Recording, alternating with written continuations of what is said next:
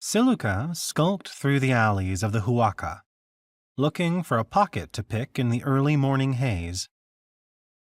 She existed in a tenuous position, not an undesirable, yet, but also not a full citizen with all the rights accompanying it. She would have to test for that, and if she did, the elders would take one look at her, and at her arm, and fail her. So, she skulked.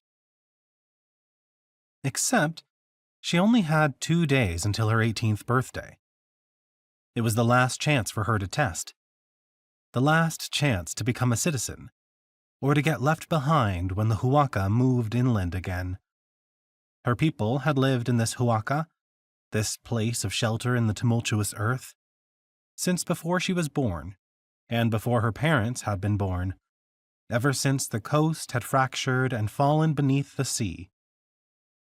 Now a new coast was slowly rising into a mountain range, heralding the coming of a new island, drawing nearer from out in the boiling ocean. But none of that mattered, as Silluka was on her own to secure her next meal. Anything to keep from going back to the miserable farm where her brother Ichu barely scraped by, now the parents were gone. There was a line of old people, easy targets, in the village center, performing the morning ritual, taking the chayu slower than the younger Huaca. The wall of storms hiding the boiling ocean from view made everything damp. The line of rain and thunder surrounded the coast, and this morning, she could barely see the forms of the storm warriors zipping in and out of the wall of water and mist. The extra fog would give her a little cover. In the village center, the practitioner's hands opened from fists, one finger at a time in the wing grows.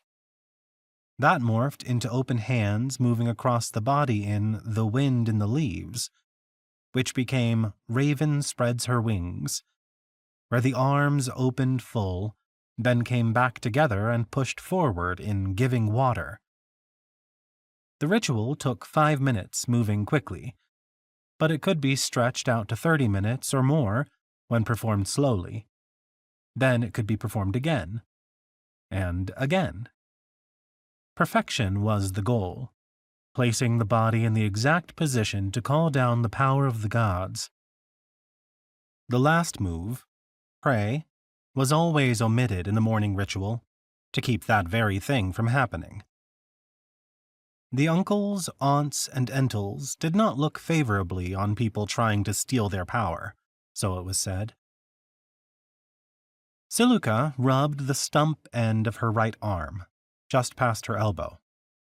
There was a nub on one end that might have been a thumb, in a better life, and it was serviceable to hold light things, but it would never perform the graceful finger curls and stretches body casting required of a citizen.